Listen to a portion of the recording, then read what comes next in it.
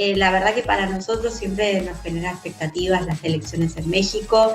En primer lugar, porque son elecciones muy grandes, porque se eligen muchos cargos, más de 20.000 cargos se ponían en juego en esta elección. Siempre decimos que los mexicanos y las mexicanas hablan de que cada elección es la más grande en la historia del país, pero efectivamente 98 millones de electores y electoras tenían la posibilidad de concurrir a las urnas el pasado domingo, y además de la categoría para las presidenciales y para renovar el Congreso y el Senado, también se ponían en juego gobernaciones, alcaldías y los parlamentos locales. Entonces era una elección de gran envergadura, y si bien es cierto lo que vos planteás, en virtud de estos 6 años de Andrés Manuel López Obrador desde el 2018 al frente del gobierno de México, y la candidata oficialista Claudia Sheinbaum liderando ampliamente las encuestas, obviamente la cantidad de cargos que estaban en juego generaba una expectativa de qué podía pasar en el ámbito del Congreso y en el ámbito de los distintos gobiernos locales. Así que la verdad que fueron elecciones de mucha expectativa. También al mismo tiempo se ponía obviamente en juego el órgano electoral, el Instituto Nacional Electoral, en una elección tan grande, y bueno, creo que eso sumado al contexto regional, que evidentemente también juega, y efectivamente se plantea, bueno, cómo van a ser los reacomodamientos y equilibrios de poder, ¿no? entre las izquierdas, las derechas. En América Latina esta elección era clave en un país tan importante como es México. Sí, varias cosas que estaban en juego, ¿no? Bueno, primera presidenta mujer, digamos, por un lado, un dato que por lo menos mediáticamente se le dio bastante importancia, ¿no? No sé cómo se lo vivió en México, pero era un dato relevante. Sí, la verdad que generaba mucha expectativa que las dos candidatas de las dos coaliciones más importantes sean mujeres, porque eso ya vaticinaba que México por primera vez en su historia iba a tener una mujer presidenta. Que si bien eso sorprende a los efectos culturales, ¿no? Porque efectivamente se planteaba mucho esta situación de, un país con una cultura machista que pudiese tener por primera vez en su historia una mujer presidenta. Sin embargo, quienes seguimos la política en México, y sobre todo la política electoral, ¿no? En México, y los avances que tanto desde el movimiento de mujeres como desde las distintas mujeres de los distintos partidos políticos han promovido allí en México, quizás no sorprenda tanto. ¿Por qué digo esto? México es uno de los países en la región que lidera las acciones afirmativas. México tiene, además de la paridad vertical, de la paridad en las listas para el Parlamento, para el Congreso, también tiene la paridad horizontal, que eso ha permitido que muchas mujeres sean hoy gobernadoras, y también al mismo tiempo tiene una instancia que es la paridad competitiva,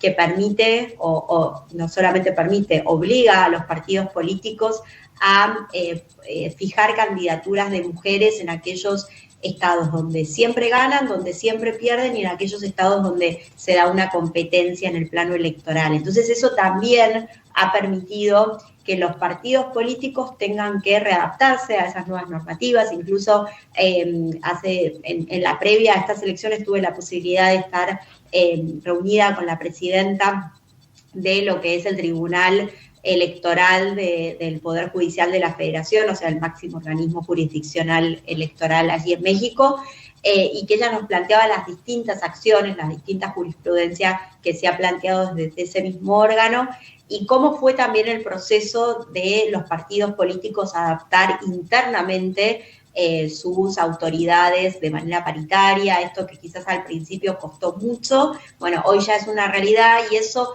naturalmente, como siempre decimos, las acciones afirmativas no resuelven la cuestión cultural, pero lo que permiten es que haya una mayor participación de las mujeres en la vida política, y eso, por eso, para quienes hemos seguido toda esta tradición que ha tenido México y toda esa lucha del movimiento de mujeres, no nos sorprende que hoy esté esta situación con una presidenta electa y además con 2 candidatas a la presidencia, pero creo que eso también es importante que lo pongamos en relieve para que también pensemos en los otros países donde todavía falta mucho en materia de normativa de paridad, que podamos empezar a avanzar en ese camino. Uh-huh. Dolores, el triunfo de Claudia Sheinbaum significa también la consolidación de Morena, digamos una fuerza que se puede decir relativamente nueva, en contraste con los partidos políticos tradicionales, ¿no? O sea, el PRI, el PAN, digamos, como que consolida después de la presidencia de AMLO esta fuerza política y evidentemente una buena gestión que dejó la vara en condiciones como para este triunfo, ¿no? Sí, a ver, yo creo que hay 2 datos significativos para clarificar esto que vos estás afirmando y que comparto.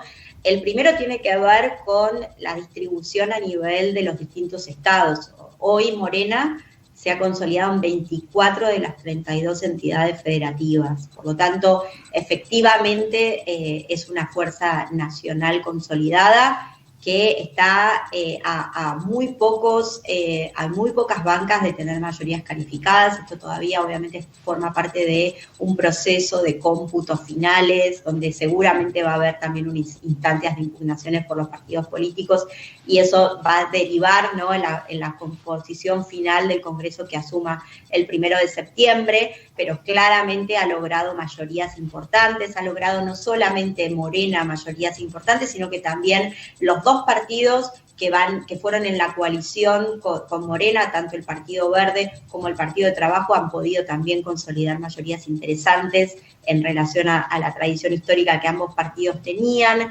El Partido Revolucionario Democrático, el PRD, que es el partido donde surge Andrés Manuel López Obrador, de hecho él va como candidato en la Ciudad de México por ese partido, hoy está en una instancia de poder perder el registro, y como vos bien decías también, el PRI, que en 1982 tenía la mayoría hegemónica, fue perdiendo esas mayorías e incluso hoy tiene 2 estados frente a los 24 estados que decía tiene Morena. Y durante esta campaña electoral también ha habido mucho apartamiento de algunos dirigentes del PRI hacia Morena, al igual que lo había sucedido en el 2018, mucha dirigencia del PRD histórica, como por ejemplo Alejandro Encinas, ex jefe de gobierno de la Ciudad de México, que hoy estuvo trabajando fuertemente en la campaña de Morena por la candidata en la Ciudad de México. O sea, se ha dado esta situación donde Morena ha podido consolidar dirigentes y apoyos de dirigentes de la izquierda en este gran movimiento que creó Andrés Manuel López Obrador, que inició a través de su presidencia en el 2018, pero que claramente generó un recorrido muy significativo ya en el 2021, logrando mayor cantidad de estados y hoy consolidándose en 24 entidades federativas. Sí, vos participaste también en otras elecciones y además como observadora general de estos procesos.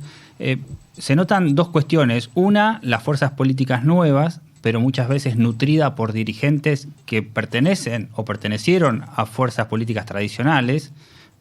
No sé, te menciono el caso de Bukele en El Salvador. Digamos, él conforma una nueva fuerza política, pero en realidad venía del frente, o sea, venía de un partido con mucha historia y mucha tradición en El Salvador.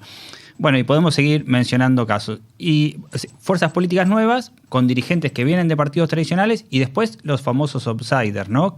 Candidatos que surgen, irrumpen en la escena política y se terminan convirtiendo en presidentes, muchos de ellos. Después con algunas dificultades para gobernar y otros no tanto.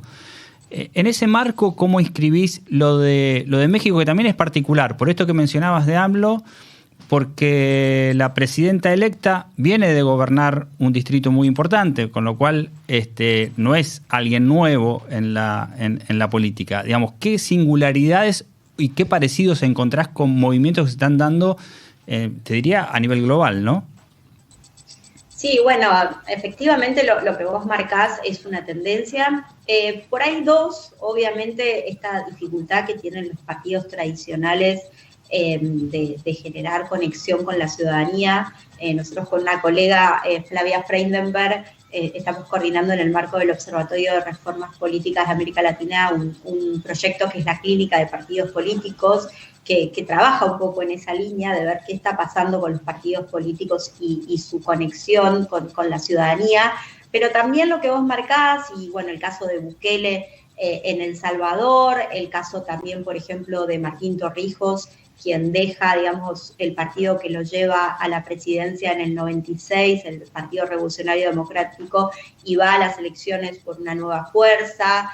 Incluso también en las últimas elecciones en República Dominicana, consolidándose el Partido Revolucionario Moderno con el presidente Luis Abinader, que también viene de un partido político tradicional, que es el Partido Revolucionario Democrático, el PRD, e incluso en esa coyuntura en República Dominicana, varios partidos que surgen del tradicional partido PLD, el Partido de la Liberación Dominicana. O sea que lo que estamos viendo en la región tiene que ver con eso. Por ahí hay casos de outsiders, el caso de Argentina con Milei, el caso, por ejemplo, en Panamá con el candidato Lombana, que primero fue por una candidatura independiente y ahora por una fuerza política y logró consolidarse como en segundo lugar en las elecciones en Panamá, pero mayoritariamente lo que estamos viendo, y creo que lo que se ha dado en México está en ese camino, tiene que ver con esta transformación de los partidos políticos tradicionales, esta migración de dirigencias de los partidos políticos tradicionales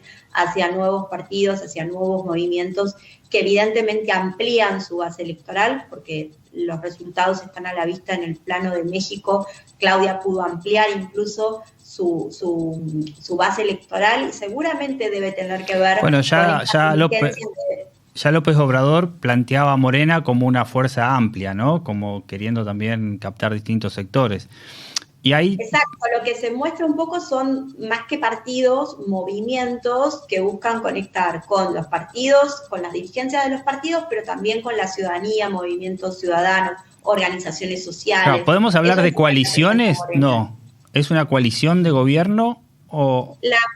Son coaliciones electorales. En el caso de México se dieron los procesos de dos grandes coaliciones. Por un lado, Morena, que es un partido como tal constituido, que va en coalición con el Partido del Trabajo y con el Partido Verde, y en el caso de la oposición, el PRI, el Partido Revolucionario Institucional, el PAN, el Partido de Acción Nacional, y el PRD, el Partido Revolucionario Democrático, que van también en coalición. El único partido que no fue en coalición fue el Partido Movimiento Ciudadano, que logró incluso un porcentaje considerable, teniendo en cuenta que el sistema político y sobre todo el proceso electoral en México se había dado en el marco de un clima de mucha polarización. Movimiento Ciudadano, a pesar de eso, logró un porcentaje significativo, quizás no para llegar a poder conseguir senadores, pero para poder sí tener una banca en diputados y poder consolidar algunos de los estados que gobernaba. Entonces, creo que ahí se dio también esa situación que por ahí se pensaba una mayor polarización y no fue tal.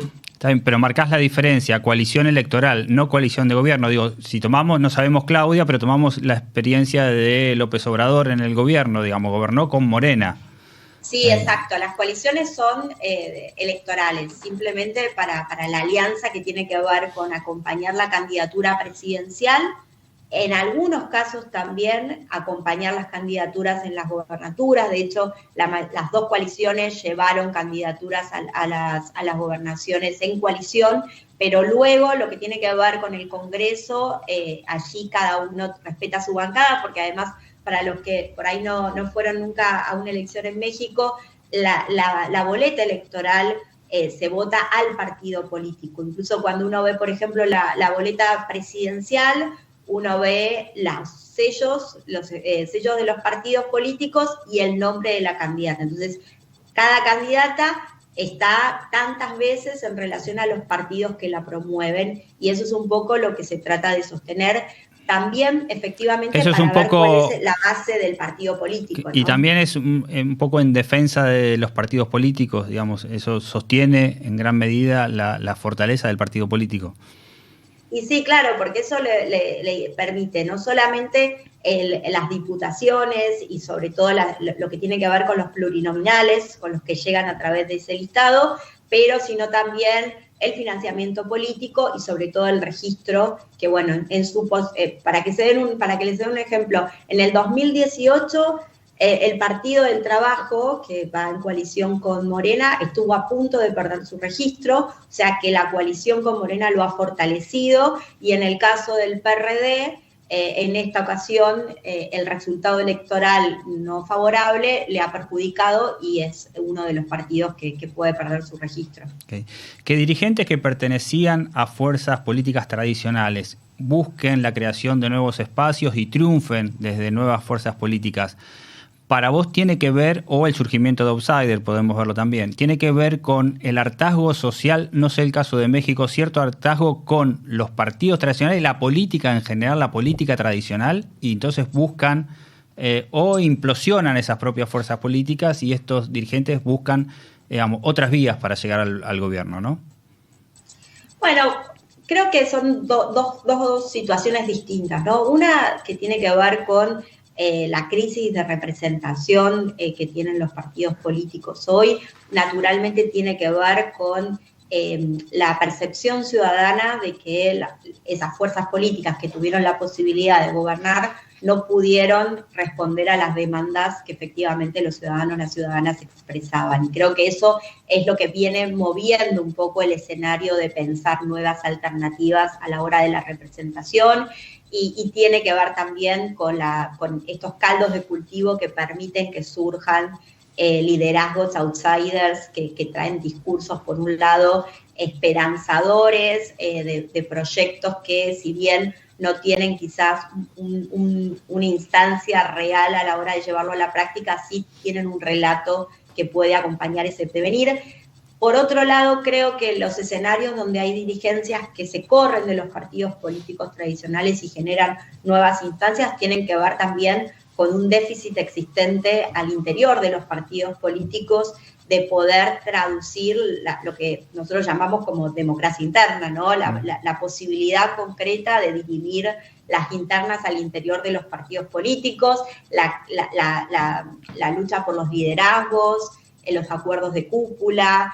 Esto que, por ejemplo, el caso más concreto yo lo veo en República Dominicana, donde el Partido de la Liberación Dominicana se fractura porque entre los expresidentes Danilo Medina y Leonel Fernández no llegaron a un acuerdo en la sucesión presidencial. Entonces, a partir de ese conflicto de cúpula, bueno, surge esa transformación de ese partido y la conformación de un nuevo partido con el liderazgo de Leonel Fernández.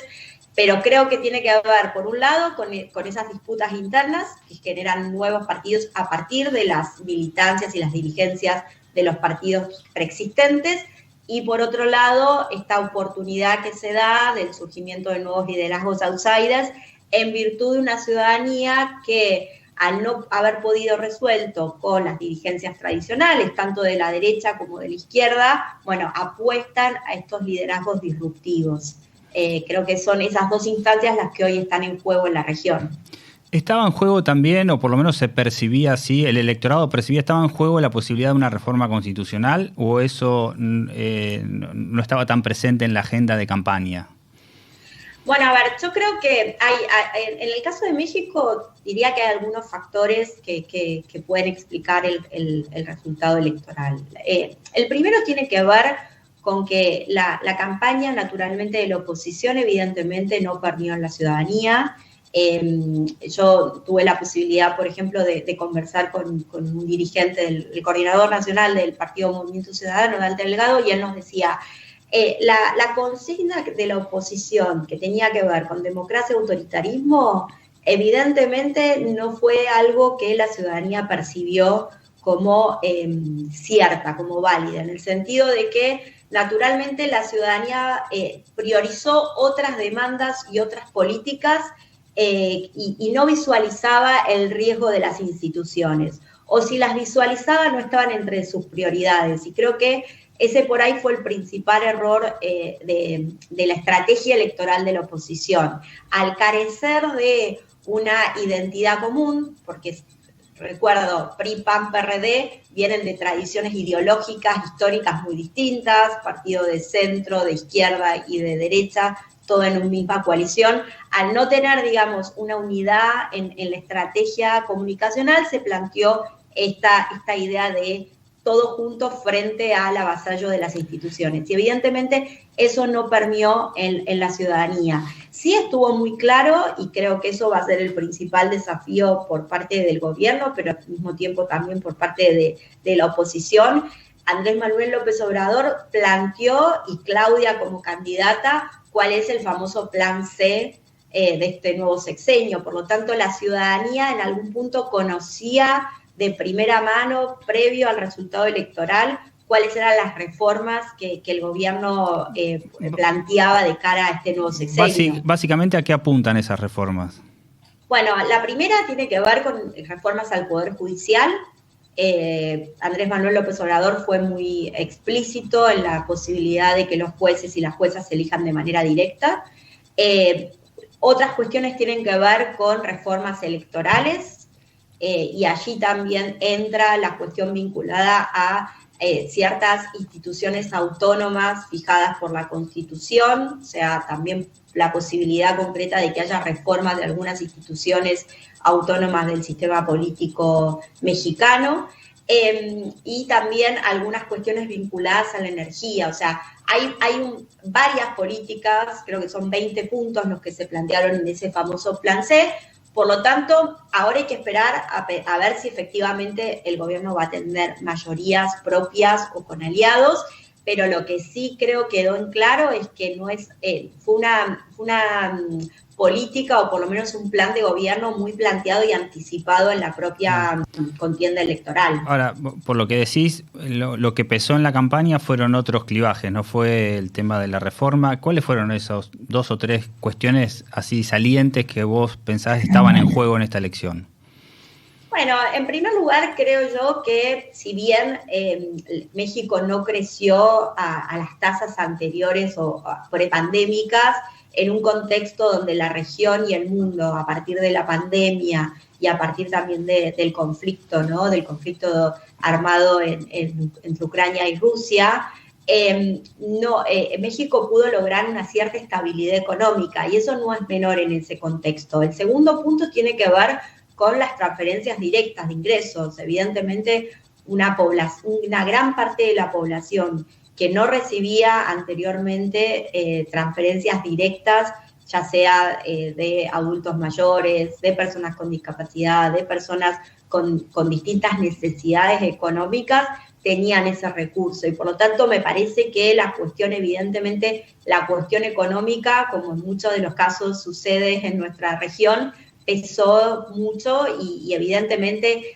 este concepto que Claudia utilizó a la hora de generar su discurso de triunfo el día domingo, ¿no? De la revolución de las conciencias, evidentemente fue un relato que sobre 6 de cada 10 mexicanos que la votaron permeó esa idea, y por lo tanto creo yo se da este resultado.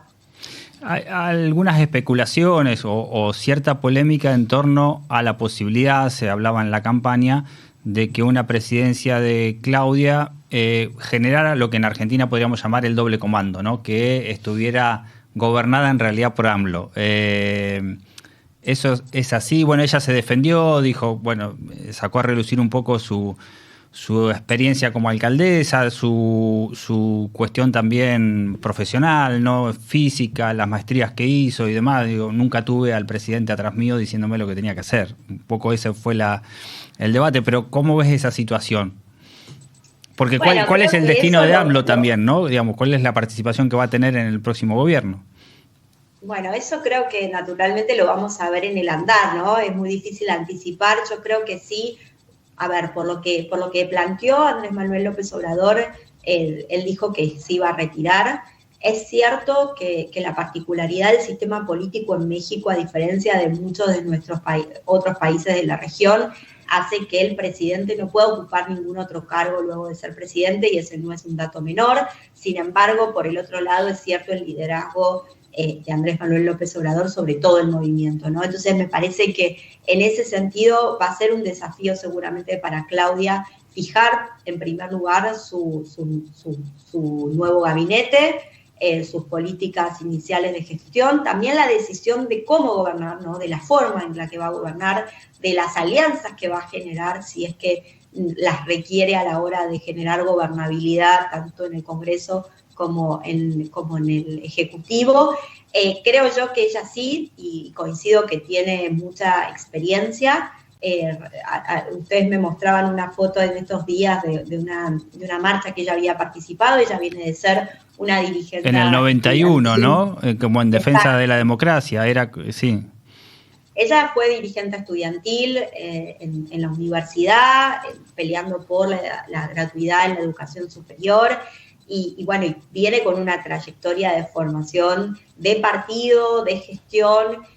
Por lo tanto, me parece que a juzgar por cuando uno analiza, ¿no?, los perfiles de las candidatas, los candidatos, es una candidata más que preparada para poder conducir el país, y evidentemente también, no solamente seguramente tendrá desafíos en la gestión en virtud del liderazgo de Andrés Manuel López Obrador, también lo tendrá en el marco de cómo rearma Morena y cómo conduce también a quienes hasta hace algunos meses también querían ser candidatos y fueron a una primaria con ella. Por lo tanto, me parece que ahí es principalmente sus primeras políticas y sus primeras decisiones a la hora de ver quiénes van a acompañarla en este próximo sexenio, la que va a marcar un poco el rumbo y las autonomías y el liderazgo que ella pueda ejercer.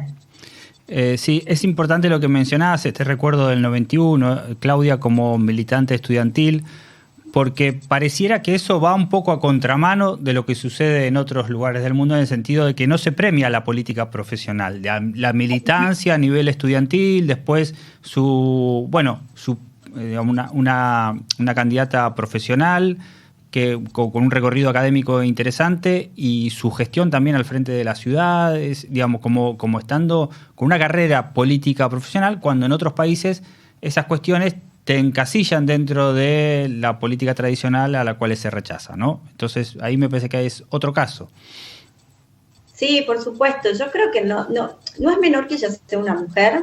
En ese sentido, siempre quienes trabajamos también en pos de la participación política de las mujeres decimos que para que una mujer llegue tiene que mostrar un montón de credenciales que muchas veces los hombres no muestran.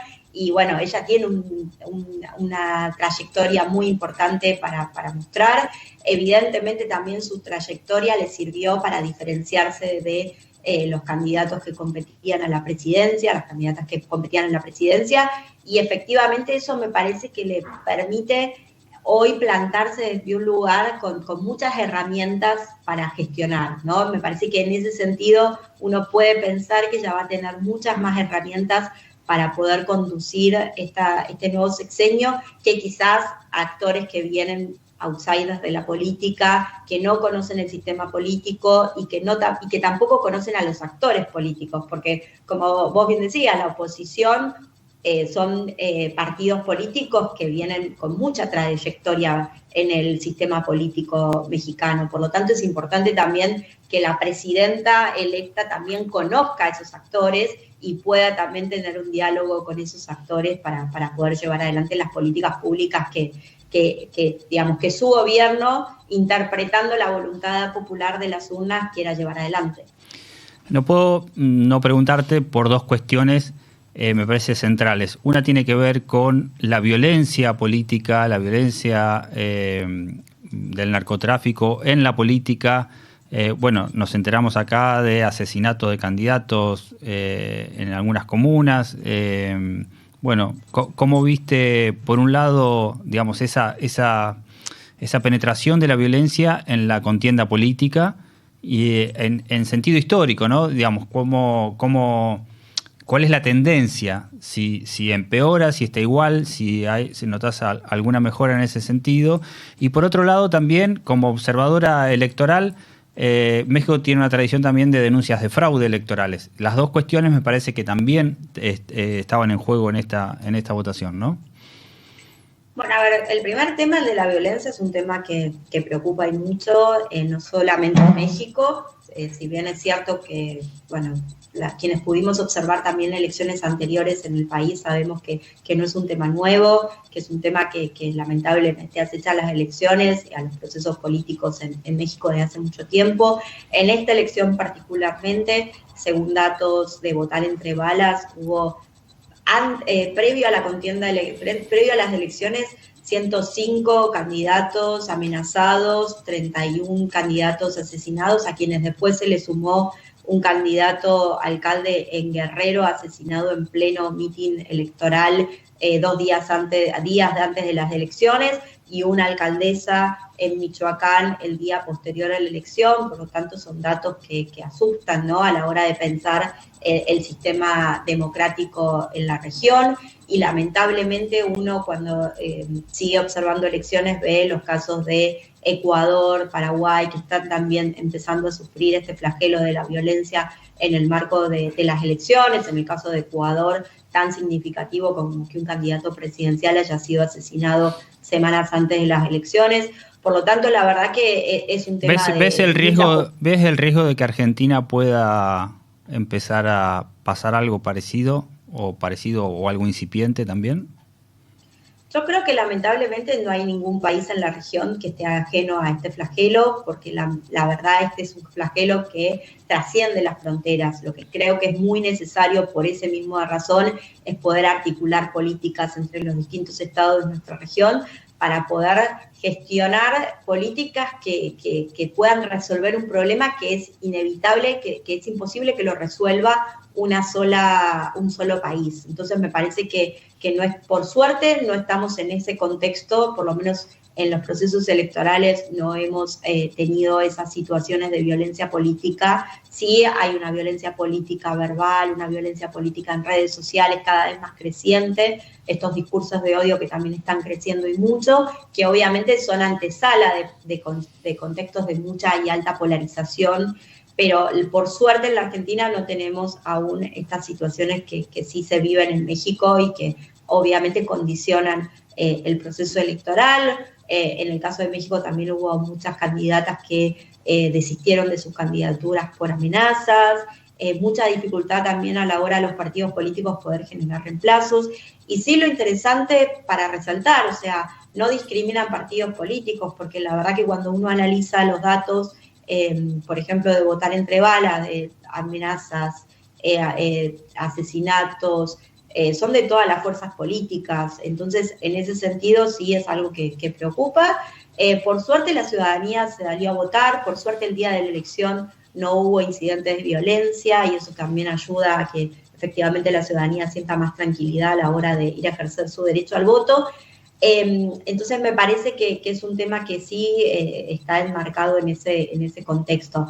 Después el otro tema que yo creo que también hay que revisar, que tiene que ver con esto que decía, los discursos de odio, este concepto amigo-enemigo, la profundización de la polarización en contextos electorales son muy perjudiciales, sobre todo porque hoy México, así como cualquier otro país que asista a elecciones, el día después de la elección tiene que sentar la posibilidad del diálogo, porque no hay país que pueda gobernar sin diálogo, y contextos tan polarizados en la etapa preelectoral condicionan mucho las posibilidades de llegar a acuerdos posteriores a la hora de la gobernabilidad. Por lo tanto, sí creo que es un tema que hay que ocuparse y preocuparse mucho, y obviamente desde la observación electoral también es un tema que se marca, como así también lo es la desinformación, que también está muy presente en los procesos electorales.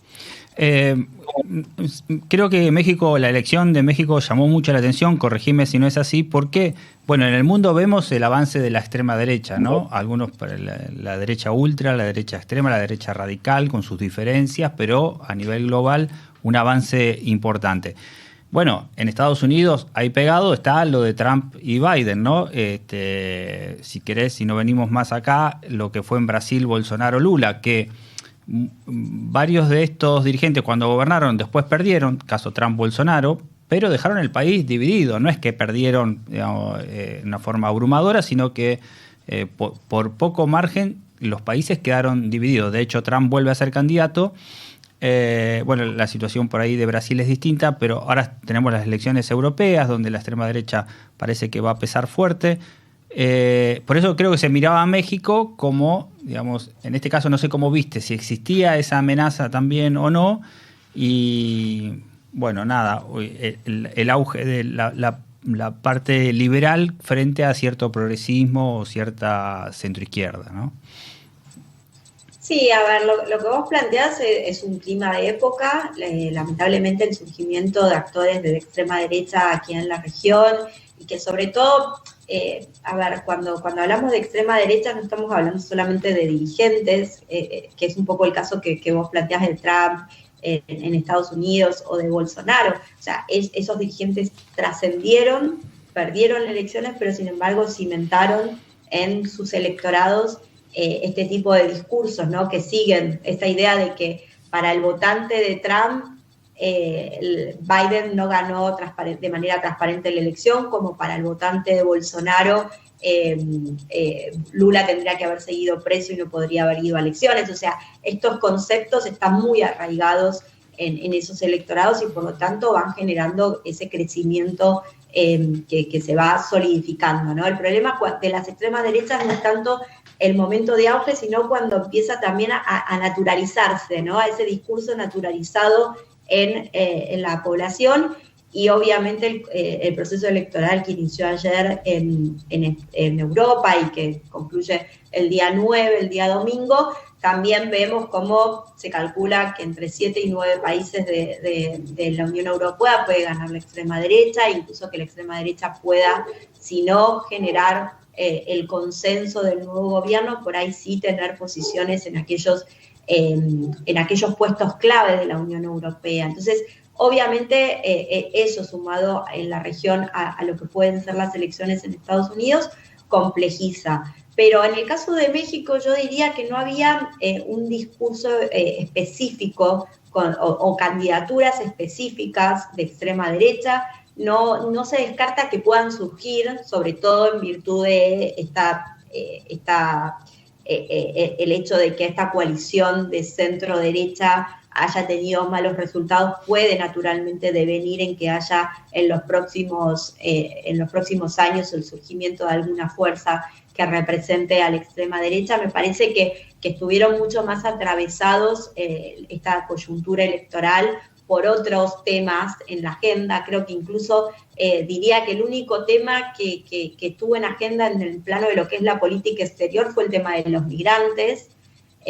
No hubo temas geopolíticos en el camino de esta transición de las campañas, como suele pasar en la mayoría de los procesos electorales de nuestra región, donde se mezclan esos temas, quizás por la cercanía de México con Estados Unidos, por ser el principal destino exportador de Estados Unidos de los productos mexicanos.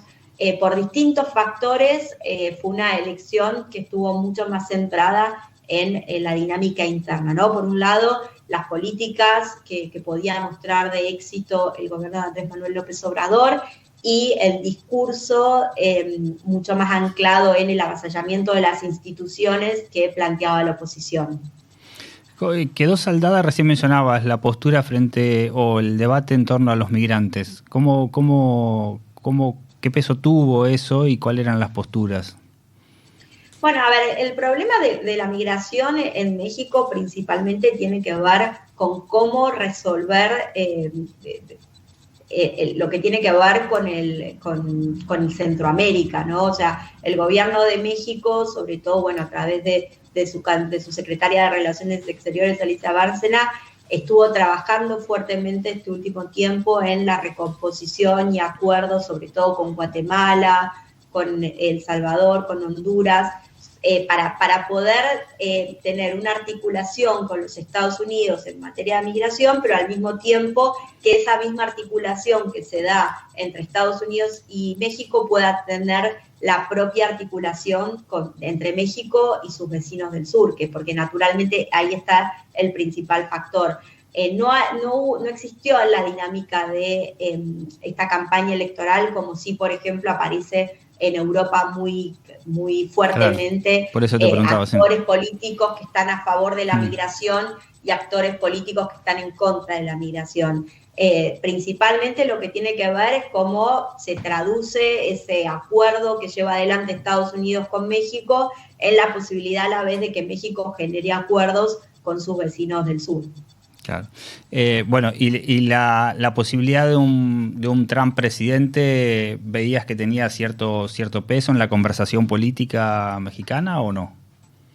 A ver, la realidad es que yo creo que, Andrés Manuel López Obrador en su sexenio tuvo que gobernar con Trump y gobernar con Biden. Y me parece que en ese sentido tuvo la capacidad, la habilidad, por necesidad, de poder llevar adelante políticas con ambos. No se visualiza un escenario donde ninguno de los actores haya puesto un favoritismo, porque ni a la oposición ni al gobierno le servía tener favoritos en las elecciones de los Estados Unidos con posibilidades concretas de poder gobernar nuevamente con quien sea electo el 4 de noviembre.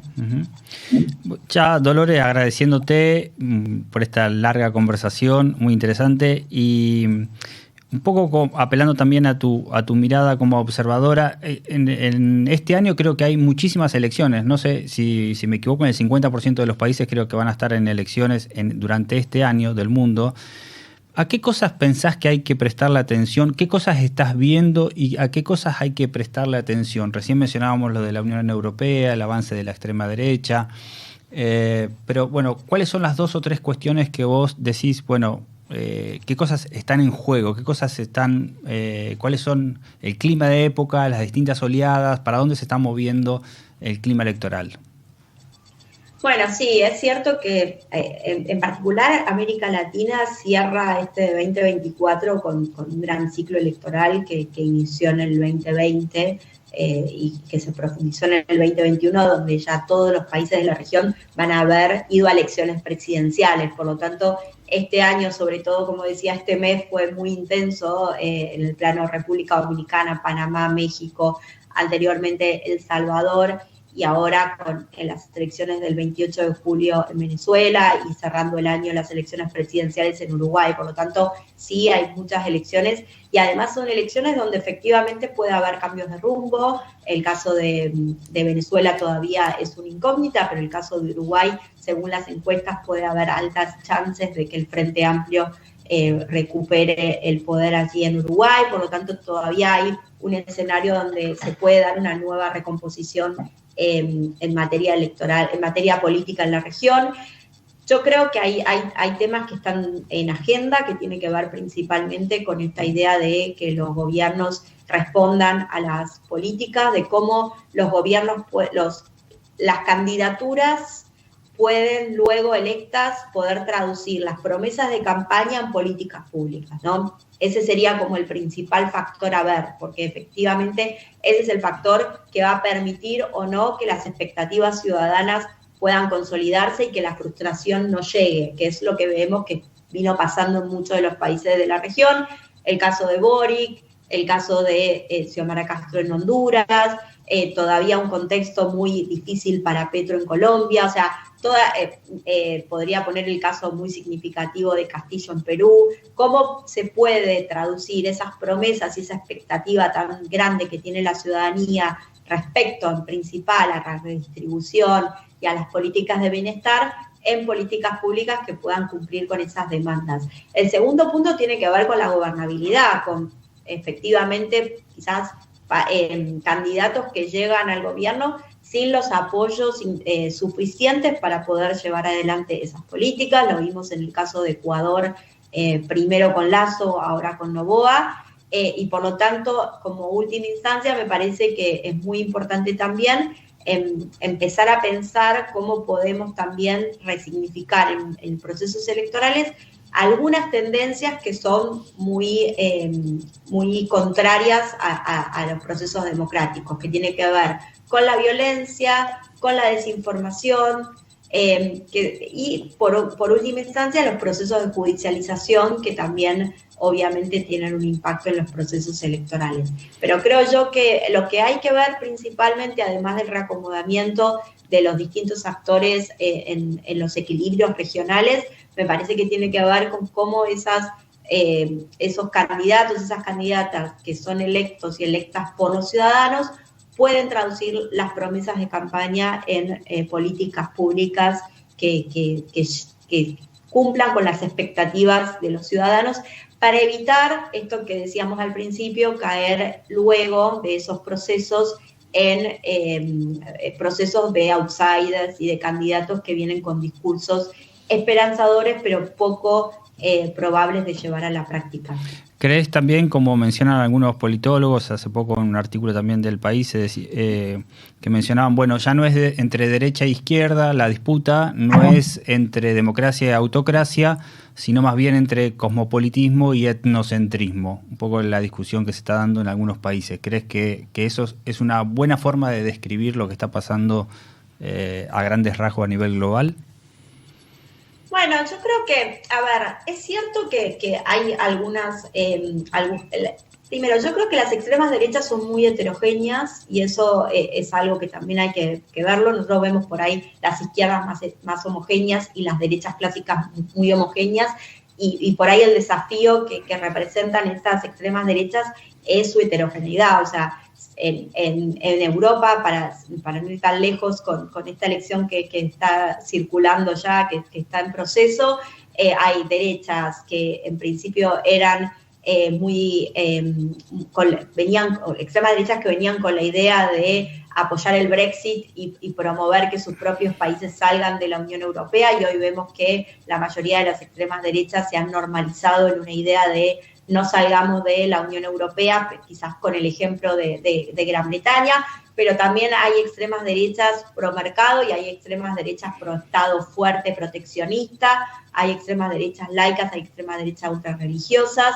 En el caso, por ejemplo, de Argentina, o sea, uno ve, por ejemplo, los casos de Giorgia Meloni o de Bolsonaro, donde son extremas derechas con un perfil muy fuerte de nacionalismo, y vemos en Argentina un presidente de extrema derecha con un perfil poco nacionalista y muy afín al cambio del peso por el dólar, de generar incentivos mucho más externos que internos. Entonces, son tan diversas esas extremas derechas que también nos genera mucha dificultad a la hora de analizarlo desde la ciencia política, ¿no? Entonces, me parece que sí, ese es un punto. Y efectivamente son tan disruptivas a la hora de la forma de hacer política que también generan mucha dificultad para las dinámicas tradicionales el análisis. Esta idea de el estrés comunicacional, de que todo el tiempo se está instalando una agenda nueva y que es muy difícil para la oposición, cuando es el caso, poder responder a ese estrés comunicacional con políticas concretas. Entonces, sí, se vienen muchos desafíos, pero sí lo que es cierto es que hay una dificultad de los estados para poder responder a ciertas demandas. Se viene esta idea que no es nueva, hubo mucho pensamiento latinoamericano, Metol Ferré es uno de los que ha pensado mucho con respecto al continentalismo, ¿no? A pensar no solo algunas políticas de los estados nacionales, sino también desde los estados continentales, y creo que volviendo al tema, por ejemplo, de la violencia, del narcotráfico y de otros flagelos medioambientales, por ejemplo, requieren de políticas que trascienden las fronteras, y me parece que hacia ahí es donde tenemos que empezar a pensar también la política regional. Buenísimo, Dolores, la verdad, súper interesante, muchísimas gracias. No sé si me estoy olvidando de algo que te interese por ahí, alguna pintura, alguna descripción sobre alguna cuestión que se nos está pasando por alto. No, lo que yo creo es que cada elección nos da un panorama de cómo está la ciudadanía en ese país, y me parece que es muy importante también tomar ese clima, ¿no? Esa posibilidad de que cada uno de los ciudadanas a la hora de ir a votar están expresando un deseo de futuro, y en ese sentido me parece que también hay que hacer el análisis. A veces hacemos análisis preelectorales que después nos sorprende el propio electorado a la hora de ir a las urnas, y yo creo que sobre todo desde la dirigencia política tiene que tener muy en claro esa autocrítica y esa necesidad de pensar el voto como una expresión de deseo y al mismo tiempo también pensar el futuro en relación al voto ciudadano.